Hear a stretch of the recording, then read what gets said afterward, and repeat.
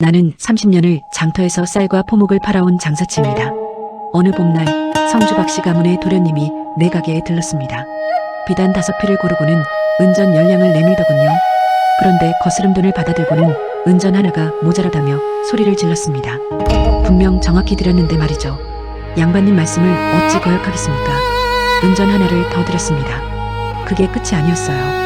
나흘 뒤 그 도련님은 장터 입구에서 저 상인이 나를 속였다며 사람들 앞에서 나를 모욕했습니다. 내 신용은 바닥으로 떨어졌고 단골들은 하나둘 떠나갔습니다. 은전 하나, 고작 은전 하나 때문에 30년 쌓은 명성이 무너지는 걸 보며 깨달았습니다. 이 세상에서 힘없는 자는 억울해도 입도 당근 못한다는 거를. 그날부터 나는 장부를 다시 펼쳤습니다. 박씨 가문이 어디서 쌀을 사는지, 누구에게 돈을 빌리는지, 어떤 소문을 제일 두려워하는지 하나씩 천천히 정확하게 기록했습니다. 복수는 뜨거운 게 아니라 차가운 겁니다. 그리고 은전 하나의 값이 얼마나 큰지 제가 보여드리겠습니다.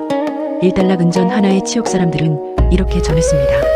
성주 읍내 큰 장터에서 30년을 쌀과 포목을 팔아온 김등만이라는 상인이 있었다고요. 그가 어떻게 양반 가문 하나를 무너뜨렸는지 그 시작은 은전 하나였다고 말이죠.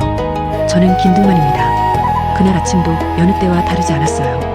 봄볕이 따사롭게 내리쬐는 장날이었죠. 장터에는 사람들이 북적였고 제 가게 앞에도 손님들이 줄을 섰습니다.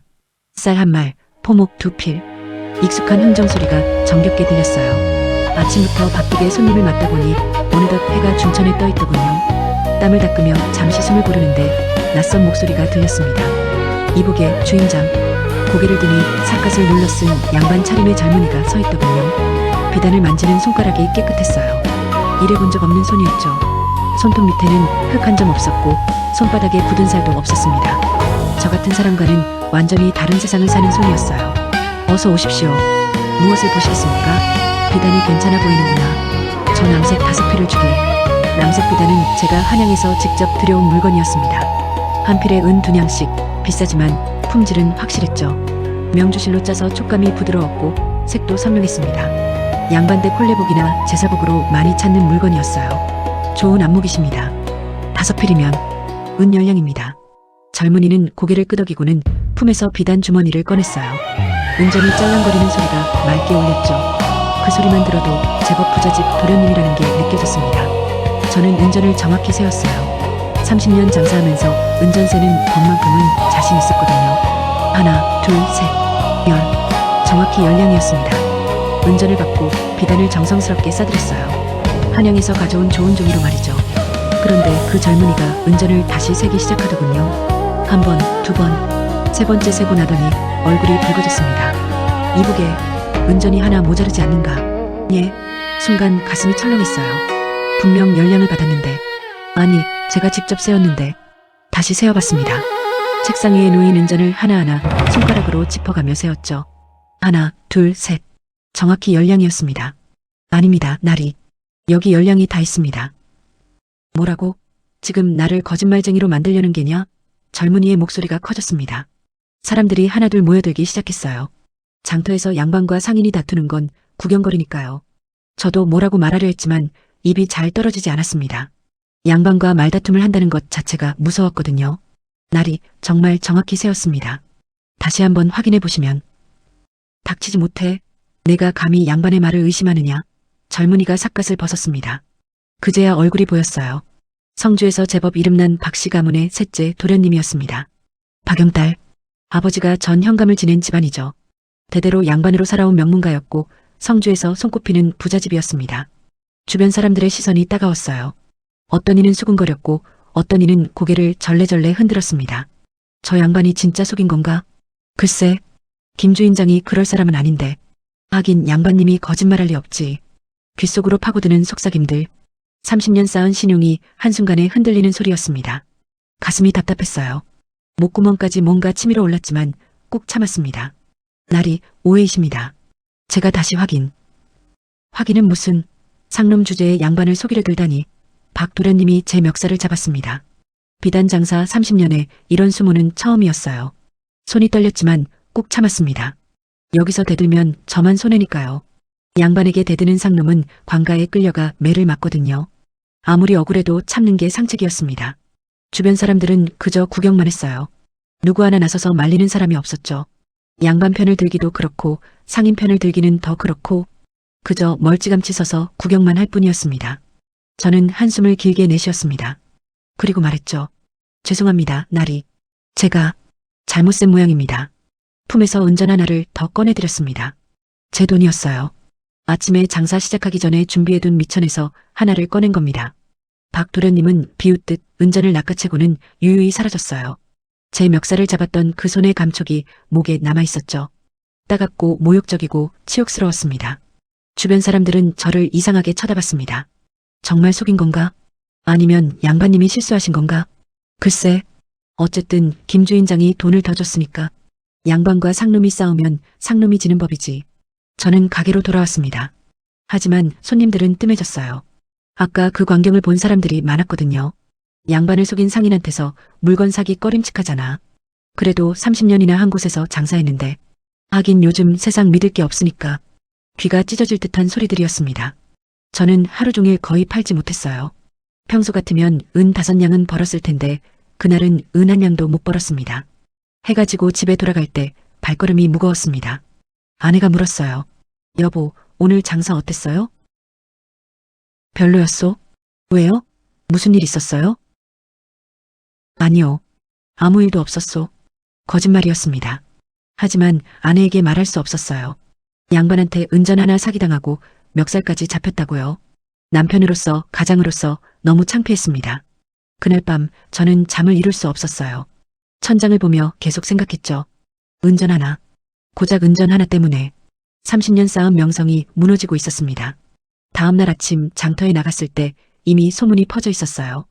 김등만이 박시댁 도련님을 속였대. 진짜? 어제 장터에서 봤는데 은전을 모자라게 줬대. 쯧쯧, 그렇게 믿음직해 보였는데 소문은 사실보다 빠르고 과장보다 크게 퍼지는 법입니다. 실제로는 은전 하나였는데 어떤 사람은 은전 5냥을 속였다고 했고 어떤 사람은 비단까지 바꿔치기 했다고 했습니다. 진실은 중요하지 않았어요. 사람들은 재미있는 이야기를 원하니까요. 그리고 양반을 속인 상인 이야기는 충분히 재미있었죠. 나흘 뒤 다시 장날이었어요. 장터 입구에서 박 도련님을 다시 만났죠. 그 옆에는 친구들이 3~4명 있었습니다. 모두 비슷한 양반 차림이었고 저를 보며 킥킥거렸습니다. 아, 저기 있구나. 저 상인 말이야. 박 도련님이 제게 손가락질을 했어요. 지난번에 저자가 나를 속이려 했다네. 은전을 모자라게 주고도 오히려 큰 소리치더군. 친구들이 웃었습니다. 그래, 상놈 주제에 배짱이 두둑하구먼. 장사치란 게 원래 그렇지 뭐. 돈 앞에서는 양심 따위 없지. 저는 그냥 고개를 숙이고 지나쳤습니다. 화를 내봤자 득될 게 없으니까요. 대들면 또 멱살 잡히고 소문만 더 퍼질 테니까요. 하지만 그 소문은 장터 전체에 퍼졌습니다. 김등만이 양반을 속였대. 쯧쯧, 장사치가 양심도 없어. 앞으론 조심해야겠어. 나는 다른 데서 살래. 단골 손님들이 하나둘 발길을 끊었습니다. 30년을 함께한 손님들이었어요. 제가 결혼할 때 축의금을 보내주셨고 아이가 태어나면 떡을 돌려주셨던 분들이었습니다. 하지만 그분들도 떠났어요. 어떤 이는 대놓고 말했죠. 김 주인장, 미안하지만 다른 데서 사야겠네. 왜 그러십니까? 양반님을 속인 사람한테서 물건을 사면 우리까지 욕먹잖아. 아니, 그건 오해입니다. 오해든 뭐든 간에 소문이 그렇게 났으니 어쩔 수 없네. 가슴이 무너졌습니다. 한 달이 지나자 장사가 반으로 줄었어요. 2달이 지나자 빚이 생겼습니다. 3달째 아내가 울었어요. 여보, 우리 이러다 망하는 거 아니오? 걱정 마시오. 괜찮소? 괜찮긴 뭐가 괜찮아요. 장사가 이렇게 안 되는데. 제발 무슨 일이 있었는지 말해줘요. 저는 끝내 말하지 못했습니다. 남편으로서 너무 자존심이 상했거든요. 그날 밤 저는 장부를 다시 펼쳤습니다. 하지만 이번엔 제 장부가 아니라 새 장부였어요. 하얀 종이 위에 붓을 들었습니다. 먹을 갈면서 생각했죠. 이대로 당할 수는 없다고. 30년을 하루아침에 무너뜨린 그들을 그냥 둘 수는 없다고. 맨 위에 이렇게 적었죠. 박씨 가문 그리고 그 아래 한 줄을 더 적었습니다. 은전 하나의 값을 받아내리라. 복수는 뜨겁게 끓어오르는 게 아닙니다. 차갑게 식혀서 단단하게 얼려야 하죠. 뜨거운 복수는 실수를 낳고 차가운 복수는 성공을 낳으니까요. 저는 그날부터 박씨 가문을 관찰하기 시작했습니다. 박영딸 도련님은 매주 화요일 기방에 갔어요. 목요일에는 사냥을 나갔고요. 토요일에는 친구들과 주막에서 술을 마셨습니다. 일정이 규칙적이었어요. 부잣집 도련님들은 대부분 그렇게 살죠. 박씨 가문은 성주에서 제법 큰 땅을 가지고 있었어요. 하지만 요즘 들어 쌀수하기 시원찮았죠. 작년 가뭄 때문이었습니다. 올해도 비가 적게 와서 걱정이라고 하더군요. 가문의 큰 어르신은 전 현감 박춘식, 은퇴하고 고향에 내려와 있었어요. 체면을 중시하는 분이었죠. 자식들이 사고치면 돈을 써서라도 무마했습니다. 양반의 채통을 지키는 게 가장 중요하다고 생각하는 분이었어요. 둘째 아들은 과거 공부 중, 셋째가 바로 박영딸이고 넷째는 아직 어렸어요. 가문의 약점이 보이기 시작했습니다. 돈이 부족했어요. 땅은 많지만 현금은 없었죠. 양반들이 의뢰 그렇듯이 체면 때문에 돈을 함부로 쓰다 보니 빚도 좀 있었습니다. 그리고 가장 중요한 약점, 소문에 약했습니다. 양반가는 체면이 생명이니까요. 나쁜 소문 하나면 집안이 흔들렸죠. 저는 웃음이 나왔습니다. 은전 하나로 제 신용을 무너뜨렸다면 저는 무엇으로 박씨 가문을 무너뜨릴 수 있을까요? 답은 간단했습니다. 소문, 돈, 그리고 시간.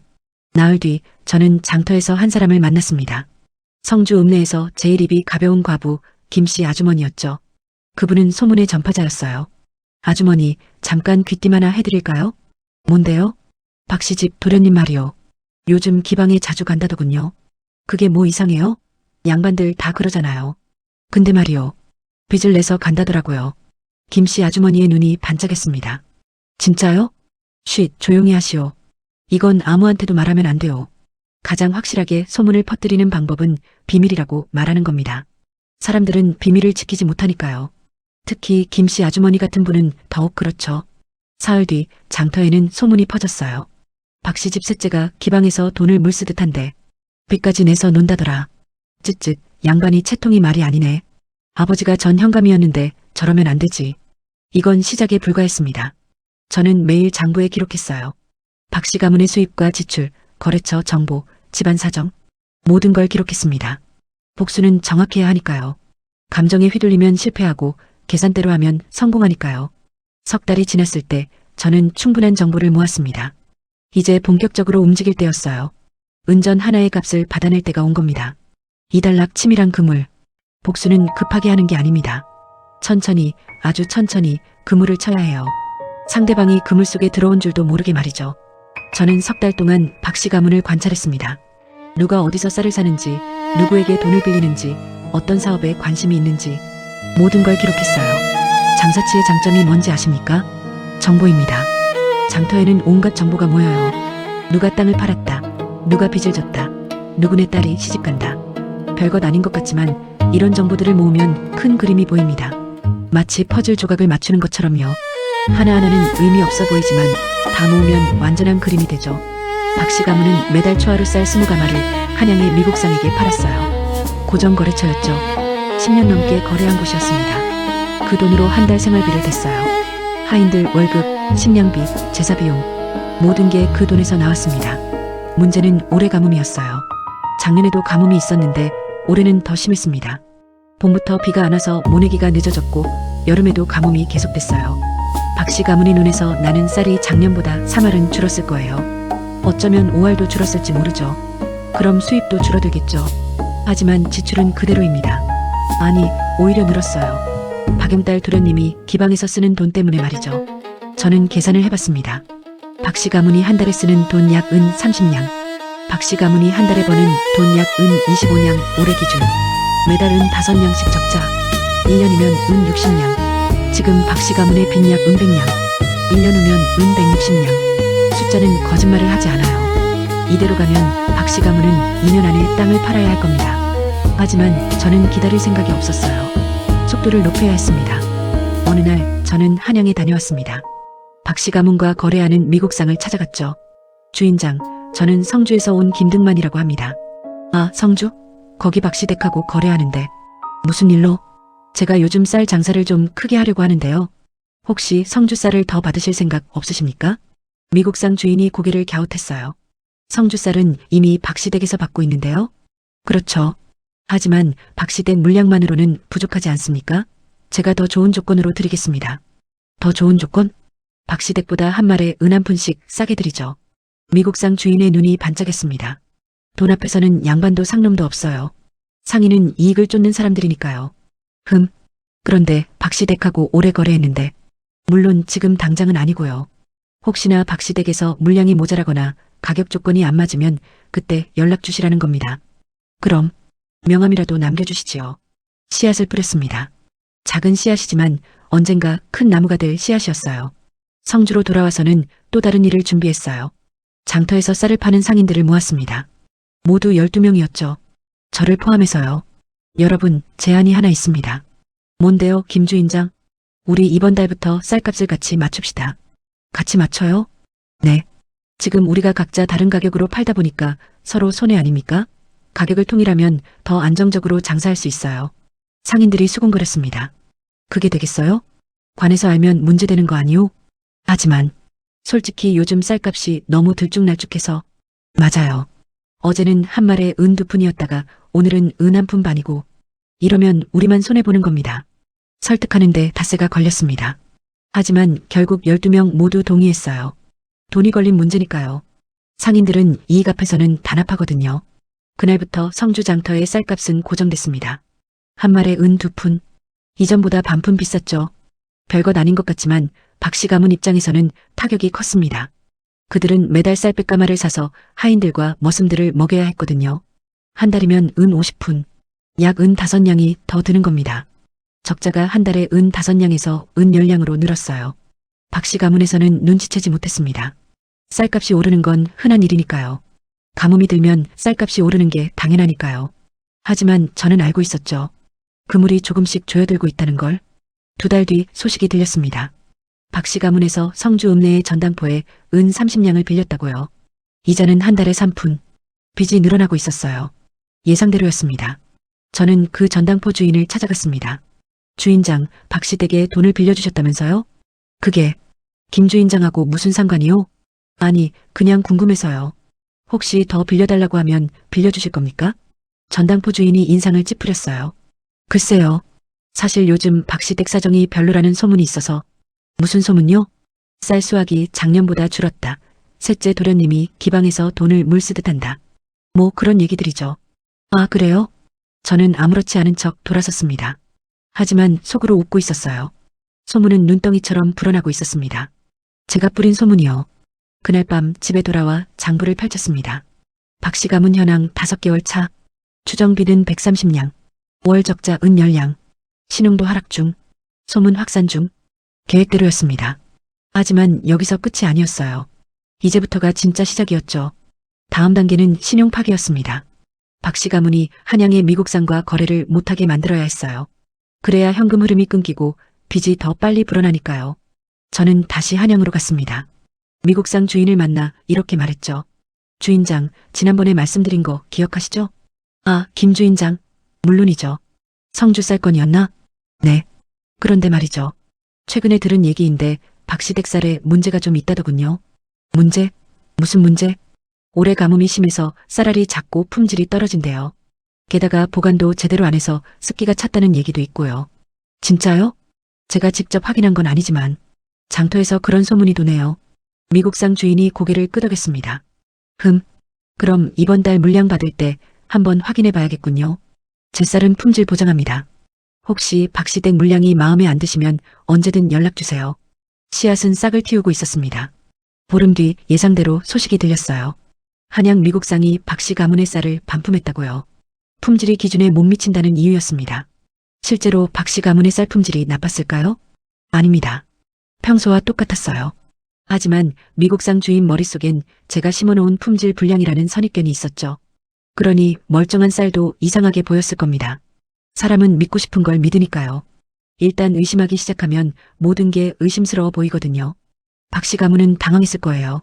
10년 넘게 거래하던 곳에서 갑자기 물량을 거부당했으니까요. 그들은 급하게 다른 미국상을 찾았을 겁니다.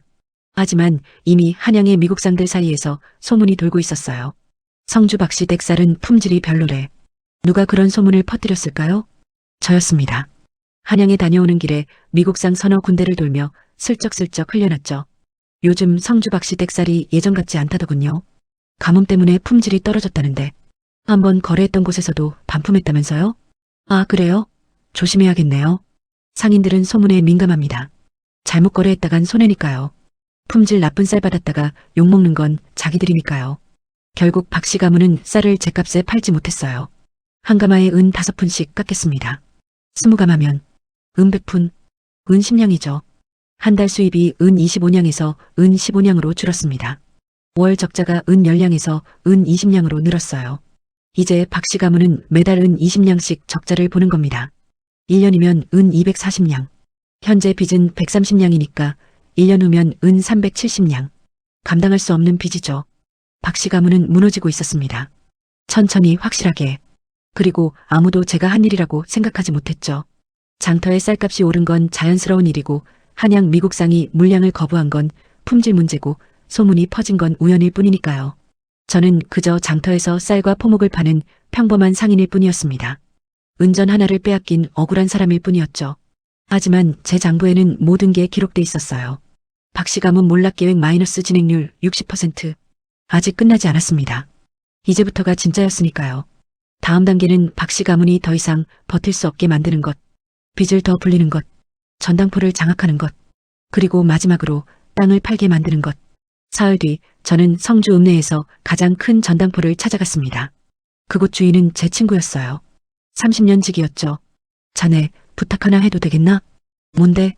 박 씨 댁에서 돈 빌리러 오면 거절해줘. 왜? 지금 내가 큰 거래 하나 하고 있어서 여유 자금이 없다고 하면 돼. 그래. 무슨 일인데? 그냥 개인적인 일이야. 친구는 제 얼굴을 보더니 고개를 끄덕였습니다. 알았어.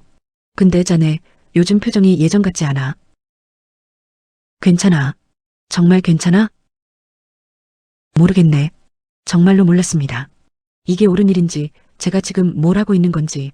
하지만 멈출 수는 없었어요. 여기까지 왔는데 말이죠. 보름 뒤 예상대로 박 씨 가문에서 그 전당포를 찾아왔다고 합니다. 하지만 친구가 거절했죠. 박 씨 가문은 다른 곳을 찾아야 했어요.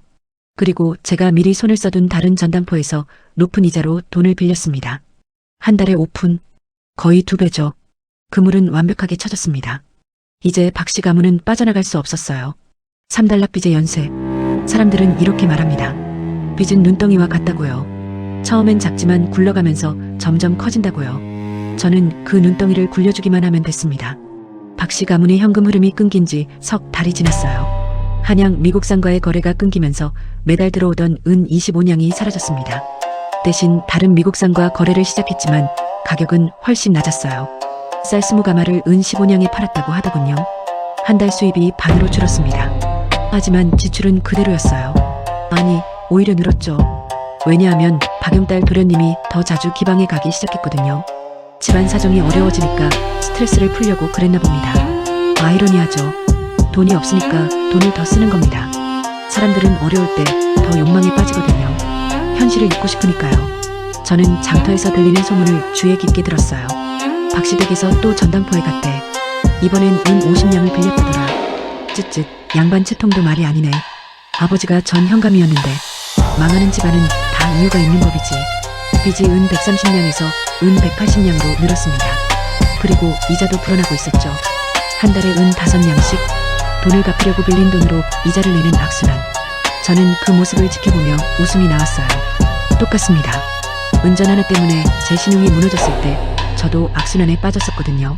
장사가 안 되니까 빚을 내고 빚을 갚으려고 또 빚을 내고. 다행히 저는 빠져나올 수 있었어요. 아내가 친정에서 돈을 빌려왔거든요. 하지만 박 씨 가문은 달랐습니다. 그들에겐 자존심이 있었으니까요. 양반이 친척에게 돈을 빌린다? 상상도 할 수 없는 일이죠. 체면이 구겨지니까요. 양반은 가난해도 가난한 척하면 안 되거든요. 겉으로는 당당해야 하고 안으로는 굶어도 밖으로는 배부른 척 해야 하죠. 그래서 그들은 전당포를 찾았고 사채를 썼고 점점 깊은 수렁에 빠져들었습니다. 저는 다음 단계를 준비했어요. 빚의 압박을 더 강화하는 것. 어느 날 저는 성주 읍내의 가장 큰 전당포 주인을 찾아갔습니다. 주인장, 혹시 요즘 큰 거래 계획 있으십니까? 큰 거래? 무슨? 제가 한양에서 비단 장사를 좀 크게 벌이려고 하는데요. 미천이 필요합니다. 은 200냥 정도요. 전당포 주인의 눈이 커졌어요. 200냥? 그건 큰 돈인데. 담보는? 제 가게와 딱 문서입니다. 시세로 따지면 은 300냥은 되죠. 주인이 잠시 생각하더니 고개를 끄덕였습니다. 좋습니다. 하지만 이자는 한 달에 4푼입니다. 알겠습니다. 거래가 성사됐어요. 전당포 주인은 제게 은 200냥을 빌려줬고 저는 담보로 문서를 맡겼습니다. 그런데 왜 이런 일을 했을까요? 이유는 간단합니다. 전당포에 유동자금을 묶어두기 위해서였어요. 전당포는 은 200냥을 제게 빌려주는 바람에 손에 쥔 현금이 줄었습니다. 그러니 다른 사람에게 빌려줄 돈이 부족해지겠죠. 만약 박씨 가문이 또 돈을 빌리러 오면 전당포 주인은 이렇게 말할 겁니다. 죄송하지만 지금은 여유 자금이 없습니다. 그리고 실제로 그렇게 됐어요. 보름 뒤 박씨 가문에서 전당포를 찾아왔다고 하더군요. 은 60냥을 빌리려고요. 하지만 전당포 주인은 거절했습니다. 요즘 큰 거래가 있어서 여유가 없습니다. 박씨 가문은 다른 전당포를 찾아야 했어요. 문제는 성주 읍내에 전당포가 3군데밖에 없다는 겁니다. 첫 번째는 이미 박씨 가문에 은 180냥을 빌려준 곳, 두 번째는 제가 자금을 묶어둔 곳, 세 번째는 제 친구가 운영하는 곳이었죠. 저는 친구에게 미리 부탁했었습니다. 박씨 댁에서 돈 빌리러 오면 높은 이자로 빌려줘. 얼마나? 한 달에 5푼. 보통 이자가 3푼인데 5푼은 거의 2배죠. 하지만 박씨 가문은 선택의 여지가 없었어요. 결국 그들은 은 60냥을 월 5푼 이자로 빌렸습니다. 총 빚이 은 240냥이 됐죠. 한 달 이자만 은 12냥. 수입은 은 15냥인데 이자만 은 12냥입니다. 남는 돈이 은 3냥. 한 달 생활비가 은 30냥인데 말이죠. 계산이 맞지 않습니다. 맞지 않게 만들었으니까요. 박씨 가문은 이제 2가지 선택밖에 없었어요. 하나, 땅을 팔아서 빚을 갚는다. 둘, 더 큰 빚을 내서 버틴다. 그들은 둘을 택했습니다. 왜냐하면 땅을 파는 건 가문의 몰락을 의미하니까요. 양반에게 땅은 단순한 재산이 아닙니다. 신분의 상징이죠. 땅이 없는 양반은 양반이 아니에요. 그냥 빈털터리 선비일 뿐이죠. 그래서 그들은 버텼습니다. 더 많은 빚을 내면서요. 석 달 뒤 박씨 가문의 빚은 은 300냥을 넘었습니다. 그리고 이자는 한 달에 은 18냥. 수입보다 이자가 많아졌어요. 이건 더 이상 버틸 수 없다는 뜻입니다. 숫자는 명확했습니다. 이제 끝이 가까워지고 있었죠. 어느 날 저는 장터에서 박춘식 어르신을 봤습니다. 전 현감이셨던 분이죠. 예전엔 당당하고 위엄 있던 모습이었는데 그날은 달랐어요. 어깨가 축 처져 있었고 얼굴에는 근심이 가득했습니다. 주름이 더 깊어진 것 같았고 걸음걸이도 느렸어요. 저는 모른 척 지나갔어요. 하지만 마음 한편으론 이상한 감정이 들었습니다. 동정? 아니에요. 만족감? 그것도 아니었습니다. 공허함. 은전 하나 때문에 시작한 일이 여기까지 왔습니다. 한 가문을 무너뜨리는 일까지요. 그날 밤 집에 돌아와 장부를 펼쳤어요. 박씨 가문 몰락 계획 마이너스 진행률 85%. 거의 끝났습니다. 이제 마지막 단계만 남았죠. 파멸. 하지만 문득 이런 생각이 들었어요. 이게 정말 내가 원하던 걸까? 은전 하나의 복수치고는 너무 크지 않나? 하지만 곧 고개를 저었습니다. 아니야. 그들이 제게서 빼앗은 건 은전 하나가 아니었어요. 신용, 명예, 존엄. 30년 쌓아온 모든 것을 무너뜨렸죠. 그러니 그들도 똑같이 당해야 합니다. 눈에는 눈, 이에는 이. 저는 장부를 덮고 잠자리에 들었어요. 내일은 마지막 단계를 시작하는 날입니다. 박씨 가문이 완전한 몰락. 그리고 은전 하나의 값을 정확히 받아내는 날이죠. 잠들기 전 마지막으로 이런 생각을 했습니다. 복수는 달콤하다고들 하는데 왜 제 입안엔 쓴맛만 도는 걸까요? 꿈속에서 박 도련님이 나타났습니다. 제 멱살을 잡고 웃고 있었어요. 은전 하나가 뭐 그리 대수냐고. 하지만 곧 그 모습이 바뀌었습니다. 땅을 파는 박 도련님, 빚에 쫓기는 박 도련님, 무너지는 박 도련님. 그리고 마지막으로 저를 원망하는 눈빛. 저는 식은땀을 흘리며 깼습니다. 아내가 물었어요. 여보, 악몽 꿨어요? 아니요. 괜찮소. 하지만 괜찮지 않았습니다. 복수는 제 마음도 조금씩 갉아먹고 있었으니까요. 사달락 무너지는 가문. 겨울이 왔습니다. 성주 읍내에는 찬바람이 불었고 사람들은 두터운 옷을 껴입었어요. 박씨 가문에도 겨울이 왔습니다. 다만 그들의 겨울은 날씨가 아니라 몰락이었죠. 저는 장터에서 들리는 소문들을 들었습니다. 박씨 댁에서 땅을 판대. 진짜? 어느 땅? 남쪽 논 5마지기. 급하게 팔려고 시세보다 싸게 내놨어. 그 정도면 심각하네. 완전히 망한 거지 뭐. 드디어 시작됐습니다. 박씨 가문이 견디다 결국 땅을 팔기 시작한 거예요. 하지만 이미 늦었습니다. 왜냐하면 저는 또 다른 준비를 해뒀거든요. 땅값을 낮추는 작업. 한 달 전부터 저는 장터에서 슬쩍슬쩍 소문을 퍼뜨렸어요. 요즘 성주 땅값이 떨어진대. 왜요? 한양에서 세금이 올라간다는 소문이 있어서 농사짓기 힘들어질 거래. 진짜요? 또 관에서 양반들 땅을 몰수한다는 얘기도 있고 거짓말이었습니다. 한양에서 세금이 올라간다는 얘기 같은 건 없었어요. 관에서 땅을 몰수한다는 것도 거짓이었죠. 하지만 사람들은 믿었죠. 소문은 진실보다 빠르고 거짓은 진실보다 달콤하니까요. 특히 불안을 자극하는 소문은 더 빨리 퍼지거든요. 결과는 예상대로였습니다. 성주 읍내의 땅값이 실제로 떨어지기 시작했어요. 사람들이 땅을 사지 않으니까요. 세금이 오른다는데 무슨 땅을 사? 좀 더 지켜보고 만약에 몰수라도 당하면 그러니까 기다리는 게 낫지. 박씨 가문이 땅을 내놓았을 땐 이미 시세가 떨어진 뒤였습니다. 원래 은 100냥 하던 논이 은 70냥에도 안 팔렸어요. 결국 은 50냥에 넘어갔죠. 30%나 깎인 가격이었습니다. 박씨 가문은 은 50냥을 손에 쥐었습니다. 하지만 빚이 은 300냥인데 은 50냥으로 뭘 하겠습니까? 그들은 이 돈으로 급한 이자를 갚았어요. 그리고 다음 달 또 땅을 팔아야 했습니다. 이번에는 동쪽 밭에 마지기, 그 다음 달에는 서쪽 논 내 마지기. 겨울 석 달 동안 박씨 가문의 땅이 반으로 줄었습니다. 사람들은 수군거렸죠. 박씨 댁이 완전히 망했구먼. 쯧쯧, 그렇게 잘 나가던 집안이 셋째 도련님이 기방에서 탕진한 게 컸대. 맞아, 젊은 것이 버릇이 없어서 부모도 제대로 못 가르쳤지 뭐. 모든 책임이 박영딸 도련님에게 쏠렸어요. 실제로는 가뭄, 쌀값 상승, 한양거래처, 상실 높은 이자, 여러 요인이 복합적으로 작용했지만 사람들은 단순한 이야기를 좋아하니까요. 셋째 아들 때문에 집안이 망했다. 이게 훨씬 쉽게 이해되고 재밌으니까요. 박영딸 도련님은 집안의 죄인이 됐습니다. 아버지에게 혼이 났을 거고 형제들에게 원망을 들었을 거고 친척들에게 손가락질을 받았을 겁니다. 저는 그 모습을 지켜보며 복잡한 심정이 들었어요. 그가 저에게 잘못한 건 맞아요. 은전 하나를 사기쳤고 제 명예를 짓밟았으니까요. 하지만 집안 전체가 무너지는 건 그의 잘못만은 아니었습니다. 제가 만든 겁니다. 쌀값을 조작하고 거래처를 끊게 만들고 빚에 올가미를 씌우고 땅값을 떨어뜨린 건 모두 저였어요. 박영딸 도련님은 그저 제가 설계한 무대 위에서 춤을 춘 꼭두각시였을 뿐입니다. 어느 날 저는 장터에서 박춘식 어르신을 다시 봤습니다. 이번엔 혼자가 아니라 박영딸 도련님과 함께였어요. 둘 다 초췌했습니다. 양반다운 기품은 온데간데였고 그저 빚에 쫓기는 평범한 사람들처럼 보였죠. 아니, 평범한 사람들보다 더 처량해 보였어요. 양반이라는 자존심 때문에 더 비참해 보였거든요. 박춘식 어르신이 제 앞을 지나가다 멈췄습니다. 김 주인장. 예, 어르신. 혹시 땅을 살 생각 없으신가? 순간 가슴이 철렁했어요. 전 현감이었던 양반이 저 같은 상인에게 땅을 팔려고 하다니. 이게 제가 원하던 모습이었나요? 어느 땅 말씀이신지요? 북쪽 논 7 마지기일세.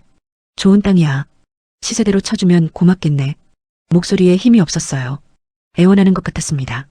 자존심을 접고 체면을 버리고 양반의 위신을 내려놓고 그렇게 간청하는 목소리였어요. 저는 잠시 망설였습니다.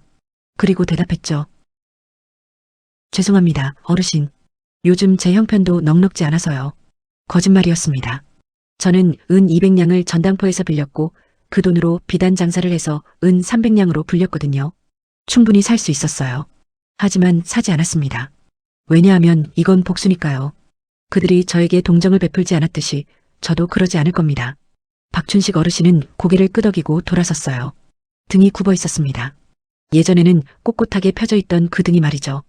박영딸 도련님은 제게 눈길 한 번 주지 않았죠. 아마 저를 기억하지도 못할 겁니다. 은전 하나를 사기친 상인. 자기 인생에서 별것 아닌 사건. 그게 얼마나 큰 파장을 일으켰는지 그는 끝까지 모를 겁니다. 그날 밤 집에 돌아왔을 때 아내가 물었어요. 여보, 박씨댁 땅을 왜 안 샀어요? 좋은 기회였잖아요. 그냥 사고 싶지 않았어. 아내는 이상하다는 표정을 지었지만 더 묻지 않았습니다. 저도 설명할 수 없었어요. 왜 사지 않았는지, 복수가 끝나가는데 왜 기쁘지 않은지, 이 모든 게 무슨 의미인지. 보름 뒤 결정적인 소식이 들렸습니다. 박씨 가문이 저택을 팔기로 했다고요. 대대로 살아온 기와집, 가문의 마지막 자존심, 그마저 내놓은 겁니다. 사람들은 충격받았어요. 설마 저택까지? 진짜 끝났구나. 양반이 집을 잃으면 그게 양반인가? 이제 뭐하고 살려고. 망한 집안은 끝이 없지. 저도 놀랐습니다. 이 정도까지 갈 줄은 몰랐거든요. 저택까지 파는 건 정말 마지막 수단이었으니까요. 그날 밤 저는 잠을 이룰 수 없었어요. 천장을 보며 계속 생각했습니다. 내가 원한 게 뭐였지? 은전 하나의 복수? 명예회복? 아니면 그저 분풀이? 답을 찾을 수 없었습니다. 다음 날 아침 장터에 나갔을 때 한 사람이 다가왔어요. 김씨 아주머니였습니다. 김 주인장 들었어요? 박시댁이. 네, 들었습니다. 참 안 됐어요. 그래도 양반 집안인데. 그러게요. 근데 말이에요. 김씨 아주머니가 목소리를 낮췄습니다. 소문이 있어요. 박시댁이 망한 게 다 누군가의 계략이래요. 가슴이 철렁했습니다. 무슨 소리입니까? 쌀값이 오르고 거래처가 끊기고 땅값이 떨어진 게 너무 우연의 일치 같대요. 누군가 일부러 그렇게 만들었다는 거죠. 설마요. 그게 가능합니까? 글쎄요. 하지만 이상하긴 해요. 모든 게 너무 딱딱 맞아떨어졌잖아요. 저는 태어난 척 웃었습니다. 세상 일이 다 우연이죠, 뭐. 그렇긴 한데. 김씨 아주머니는 여전히 의심스럽다는 표정이었어요. 저는 얼른 화제를 돌렸습니다. 하지만 마음은 편치 않았죠. 사람들이 눈치채기 시작했습니다. 이건 우연이 아니라는 걸.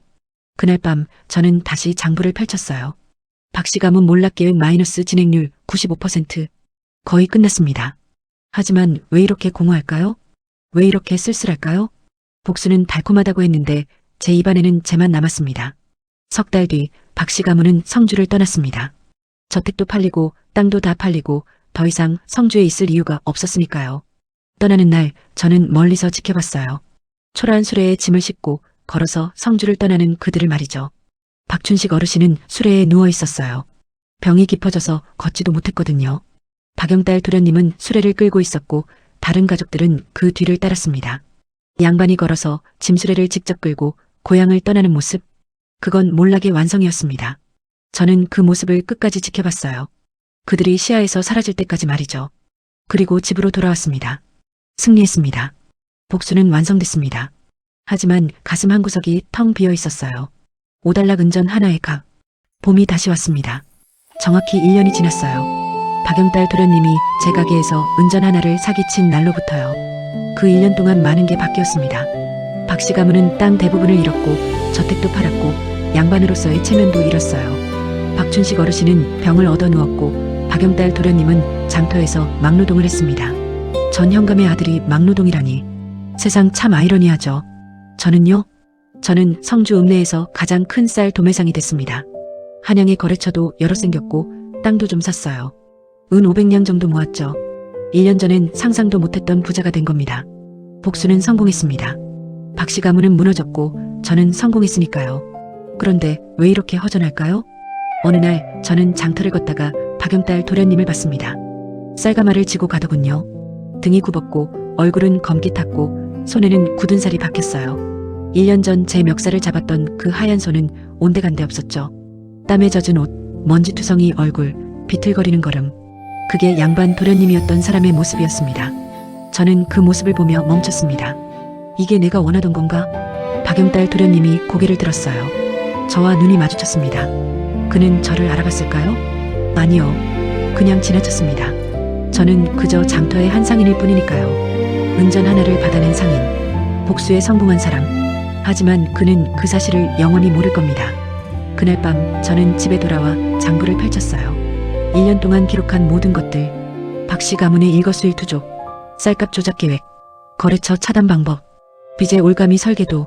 모든 게 정교했습니다. 완벽했죠. 그리고 성공했어요. 하지만 대가가 있었습니다. 저는 1년 동안 단 하루도 편히 잔 적이 없었어요. 항상 계획을 세우고 다음 수를 생각하고 실수하지 않으려고 긴장했죠. 아내와 제대로 된 대화도 못했습니다.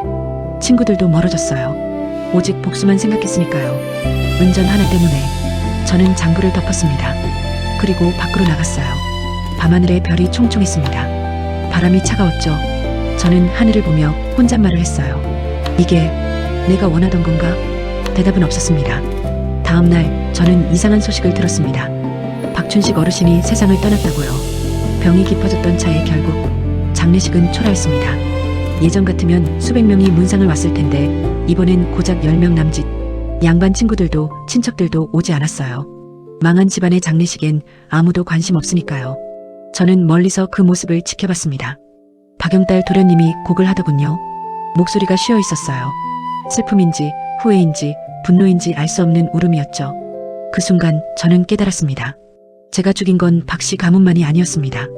한 사람의 아버지였고 누군가의 할아버지였고 지역의 어르신이었던 사람. 그 사람을 죽인 겁니다. 물론 직접 죽인 건 아니에요. 하지만 제가 만든 상황이 그를 죽음으로 몰아넣었죠. 간접적 살인. 가슴이 무거웠습니다. 저는 그날 장례식에 참석하지 않았어요. 갈 자격이 없다고 생각했으니까요. 일주일 뒤 또 다른 소식이 들렸습니다. 박영딸 도련님이 성주를 떠났다고요. 어디로 갔는지는 아무도 몰랐습니다. 그저 어느 날 갑자기 사라졌다고 하더군요. 박 씨 가문은 완전히 사라진 겁니다. 성주에서, 역사에서, 모든 것에서. 저는 그 소식을 듣고 집에 돌아와 장부를 다시 펼쳤어요. 박 씨 가문 몰락 계획 마이너스 진행률 100% 완료됐습니다. 1년간의 계획이 끝났어요. 복수도 끝났죠. 저는 빨간 붓으로 장부에 큰 글씨를 썼습니다. 완료. 그리고 그 장부를 불에 태웠습니다. 종이가 타들어가며 연기가 피어올랐어요. 1년간의 기록이 제가 됐죠. 증거도 사라졌습니다. 이제 아무도 박 씨 가문이 왜 망했는지 정확히 모를 겁니다. 셋째 아들의 낭비 때문에? 가뭄 때문에? 운이 나빠서? 다양한 추측만 남을 뿐이죠. 진실은 저만 압니다. 은전 하나 때문이었다고. 그날 밤 아내가 물었어요. 여보, 뭘 태운 거예요? 옛날 장부요. 왜요? 이제 필요 없으니까. 아내는 고개를 끄덕이고 더 묻지 않았습니다. 저는 잠자리에 누웠어요. 1년 만에 처음으로 편히 잠들 수 있을 것 같았죠. 하지만 잠은 오지 않았습니다. 눈을 감으면 박춘식 어르신의 구분 등이 보였고 박영딸 도련님의 쉰 목소리가 들렸어요. 저는 눈을 떴습니다. 천장을 보며 생각했죠.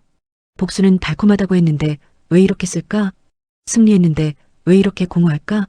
되갚아줬는데 왜 이렇게 마음이 무거울까? 답을 찾을 수 없었습니다. 다음 날부터 저는 평범한 일상으로 돌아갔어요. 장터에 나가 쌀을 팔고 손님을 맡고 장사를 했죠. 사람들은 저를 성공한 상인으로 봤습니다. 김 주인장, 요즘 잘 나가시네요. 부럽습니다, 정말. 저는 웃으며 대답했어요. 운이 좋았을 뿐이죠. 운이 아니라 치밀한 계획이었지만 그들은 몰랐습니다. 석 달이 지났을 때 새로운 양반 가문이 박 씨 가문의 옛 저택으로 이사 왔어요. 한양에서 내려온 김 씨 가문이었죠. 사람들은 금방 잊었습니다. 박 씨 가문이 있었다는 것조차요. 세상은 그렇게 돌아갑니다. 누군가 사라지면 다른 누군가 그 자리를 채우죠. 저는 그 모습을 보며 허탈하게 웃었습니다. 1년 동안 목숨 걸고 복수한 게 이렇게 쉽게 잊히다니. 1년이 더 지났을 때 저는 아이를 가졌습니다. 아들이었어요. 처음 아들을 안았을 때 이상한 감정이 들었습니다. 이 아이에게 뭘 물려줄 것인가? 돈? 땅? 가게? 아니면 복수의 방법? 저는 고개를 저었습니다. 아니요. 이 아이에게는 복수를 가르치지 않을 겁니다. 대신 용서를 가르치겠어요. 제가 하지 못한 걸 이 아이는 할 수 있게요. 그날 밤 저는 오랜만에 편히 잠들었습니다. 악몽도 없었어요. 박 씨 가문도 생각나지 않았죠. 그저 제품에 안긴 아들만 생각했습니다. 따뜻했습니다. 사람들은 이렇게 전했습니다. 성주 읍내에서 은전 하나로 양반 가문을 무너뜨린 상인이 있었다고요. 그가 어떻게 했는지는 아무도 몰랐지만 결과는 명확했다고 말이죠. 박 씨 가문은 사라졌고 그 상인은 부자가 됐다고요. 하지만 사람들은 몰랐습니다. 그 상인이 진짜 얻은 게 뭔지. 돈? 명예? 복수의 쾌감? 아니요. 공허함이었습니다. 은전 하나의 값은 생각보다 컸어요. 한 가문을 무너뜨릴 만큼 컸죠. 하지만 동시에 생각보다 작았습니다. 제 마음을 채우기엔 턱없이 부족했으니까요. 지금 저는 성주 읍내에서 가장 부유한 상인입니다. 사람들은 저를 존경하죠. 하지만 밤이 되면 여전히 생각합니다. 그때 그 은전 하나를 그냥 참았더라면 어땠을까? 박 씨 가문이 그대로 있고 박춘식 어르신이 살아계시고 박영딸 도련님이 웃고 있었을까? 그리고 저는 지금보다 더 행복했을까? 답은 영원히 알 수 없을 겁니다. 복수는 끝났지만 후회는 시작됐으니까요. 그리고 후회는 복수보다 훨씬 더 오래갑니다. 은전 하나. 고작 은전 하나 때문에 시작된 이야기. 하지만 그 끝은 제 평생을 따라다닐 겁니다. 10년이 더 지난 지금도 저는 가끔 생각합니다. 장터를 지나다가 쌀가마를 나르는 사람을 보면, 기방 앞을 지나가면, 은전 소리를 들으면 그때로 돌아갑니다. 은전 하나를 빼앗긴 그날로. 그리고 매번 같은 질문을 하죠. 다시 그때로 돌아간다면 같은 선택을 할까? 아마도 아닐 겁니다. 하지만 확신할 수는 없어요. 분노는 이성을 집어삼키니까요. 복수의 유혹은 달콤하니까요. 그래서 더 위험한 겁니다. 여러분 조심하십시오. 은전 하나가 인생을 바꿀 수 있습니다. 좋은 쪽으로도 나쁜 쪽으로도. 그리고 한번 시작된 복수는 멈추기 어렵습니다. 끝까지 가게 되죠. 그 끝에 무엇이 있든 간에 사람들은 이렇게 물을 겁니다. 그 상인 정말 현명했을까요? 복수는 옳았을까요? 여러분이라면 어땠겠습니까? 은전 하나를 빼앗겼을 때 참으시겠습니까? 아니면 복수하시겠습니까? 그리고 그 복수가 끝났을 때 과연 행복하실까요? 저는 알 수 없습니다. 다만 한 가지는 확실해요. 복수는 독과 같습니다. 상대방을 죽이지만 결국엔 자신도 조금씩 죽이죠. 은전 하나의 각. 그건 단순히 돈이 아니었습니다. 제 인생 전부였습니다.